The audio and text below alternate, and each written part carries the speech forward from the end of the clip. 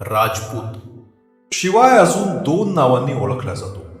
एक क्षत्रिय, दुसरा ठाकूर. राजपूत यास आदरानं ठाकूर म्हटलं जातं आणि ठाकूर हा शब्द राजस्थानी भाषेमध्ये ठाकर असा उच्चारला जातो. गोसावी जी भाषा बोलतात ती एक राजस्थानी भाषाच आहे.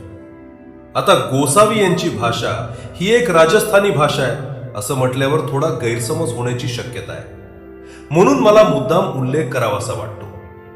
राजस्थानी भाषा म्हणजे मारवाडी भाषा असा जो बहुतेकांचा समज आहे तो गैरसमज आहे. मारवाडी भाषा ही प्रांत भाषा आहे.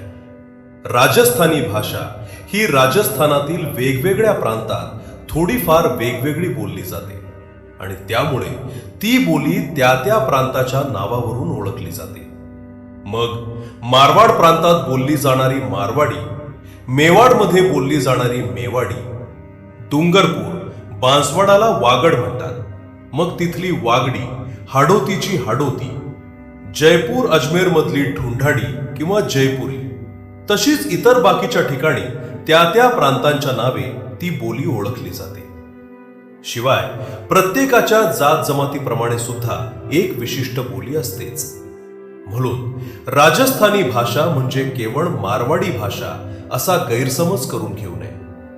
असो, आता आपण मूळ मुद्द्याकडे वळू. महाराणा प्रतापचा अकबर बरोबरचा इसवी सन 1576 ते 1586 पर्यंतचा असा 10 वर्ष चाललेला संघर्ष, या काळात ज्या काही राजपुतांनी मेवाड सोडले त्याला 428हून अधिक वर्ष झालेली आहेत. आणि इतक्या कालावधीमध्ये गोसावी जमातीच्या काही राजपुती प्रथा, परंपरा, त्यात काळ आणि स्थळ या अनुरूप बदल होणे किंवा त्या अगदी बंद हेही शक्य आहे.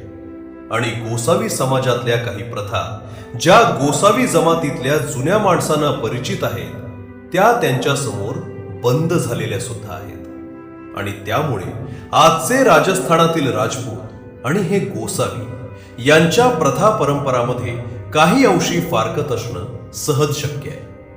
पण या फारकतींमुळे काही गोसावी यांचे मूळचे राजपूत असणं नाकारता येत नाही.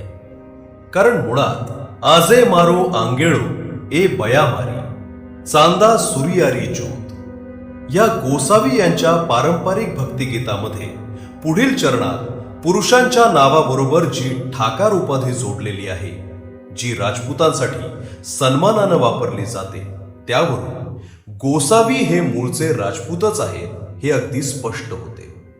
धर्मशास्त्रात सांगितल्याप्रमाणे जानव्याचा अधिकार, 12 दिवसांचे सूतक जे क्षत्रियास अभिप्रेत आहे, परत गोसावी यांची राजस्थानी भाषेशी जुळणारी भाषा, पारंपरिक लोकगीत, भक्तिगीतातून होणारा राजस्थानातील ठिकाणांचा उल्लेख, यातून राजस्थानाशी काहीतरी पूर्वसंबंध असल्याचे होणारे दर्शन, राजपुती आडनाव, महाराणा प्रताप आणि अकबर यांच्यातील संघर्ष काळात काही राजपूत जनतेने मेवाड सोडल्याचे इतिहासातील संदर्भ, काही जुन्या माणसांचे आपण राजस्थानातून आलो असे सांगणं, शिवाय पारंपरिक भक्तिगीतात आलेला ठाकार असा स्पष्ट उल्लेख, यावरून मेवाडमधून स्थलांतरित झालेली ती राजपूत जनता म्हणजेच हे गोसावी, आणि हे गोसावी म्हणजेच ते क्षत्रिय राजपूत हे सिद्ध होते.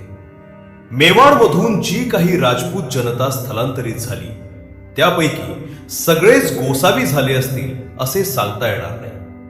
पण हे गोसावी मात्र त्या राजपूत जनतेपैकीच आहेत हे नक्की. थोडक्यात गोसावी यांचे पूर्वज मेवाडमधून आलेले आहेत, ज्यामध्ये चित्तोड, उदयपूर, राजसंमत, बांसवाड, भीलवाडा, डुंगरपूर, झालावाडा हे जिल्हे येतात. ते मूळचे मेवाडमधील राजपूत असल्यानं त्यांची भाषा ही मेवाडी राजपुती भाषा आहे. राजपुतांची मूळ 36 कुळे आहेत आणि या कुळांशी जुळणारी गोसावी यांची आडनावे पाहता हे गोसावी अर्थातच 36 कुळी राजपूत आहेत. राजपूत या शब्दाचा अर्थ होतो राजपुत्र, म्हणजे राजाचा मुलगा. राजाचा जो ज्येष्ठ पुत्र असतो त्याला राजा होण्याचा मान मिळायचा आणि बाकीचे पुत्र राजपुत्र म्हणून ओळखले जायचे. राजपुत्र या शब्दाचा अपभ्रंश होऊन पुढे हा शब्द राजपूत म्हणून प्रचलित झाला. हे क्षत्रिय राजपुत्रही पुढे राजे झाले. मेवारमधून काही राजपूत 450 वर्षापूर्वी महाराष्ट्रात आले. महाराष्ट्रात येऊन ते गोसावी झाले आणि ते महाराष्ट्रात स्थायिक झाले. गोसावी यांच्या कितीतरी पिढ्या महाराष्ट्रात होऊन गेल्या. असे पिढ्यानपिढ्यांचे गोसावी यांचे वास्तव्य महाराष्ट्रात आहे. तसे हे गोसावी भारतभर पसरलेले आहेत असे म्हणतात. तसे जरी असले तरी ते महाराष्ट्रातूनच इतरत्र गेले असावे हे गोसावी या मराठी नावावरून स्पष्ट होते. थोडक्यात जे गोसावी महाराष्ट्रात आहेत त्यांचे पूर्वज जरी मेवाडमधून आले असले तरी हे राजपूत असलेले गोसावी महाराष्ट्राशी इतके एकरूप झालेले आहेत की ज्या महाराष्ट्राच्या अंगाखांद्यावर ते वाढले, ज्यांनी आपले पोट महाराष्ट्रात भरले आणि भरत आहेत, ते हे क्षत्रिय गोसावी महाराष्ट्राचंच झालेले आहेत. आणि आज महाराष्ट्रच त्यांचा आहे. आणि हा असा राजपूत असलेल्या गोसावी समाजाचा म्हणजे क्षत्रिय गोसावी समाजाचा कुळवृत्तांत आहे. हर हर महादेव. जय अंबे भवानी. जय हिंद.